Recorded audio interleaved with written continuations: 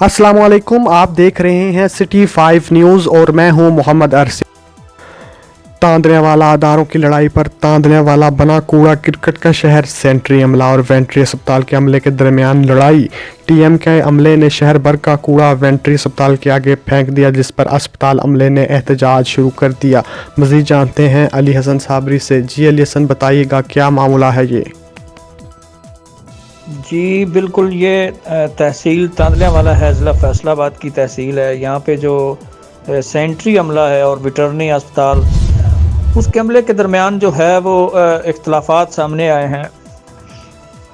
Veterinary अमला का इल्ज़ाम है कि जो टीएमए का अमला है, जो कूड़ा करकट उठाने की गरज से आता है, उसने सारे शहर का जो कूड़ा करकट है वो ला के वेटरनरी हॉस्पिटल के गेट के सामने जो है वो फेंक दिया, जिस पर जो है वो अस्पताल के अमला ने जो है वो अपना एहतजाज जो है शुरू कर दिया। जबकि दूसरी तरफ सेंट्री इंस्पेक्टर अरशाद शाह का कहना है कि अस्पताल के अमला ने ये कूड़ा अस्पताल के आगे खुद फेंका। जब हमने उनको रोकने की कोशिश की तो अस्पताल का अमला जो है वो गालम गलोच पर उतर आया।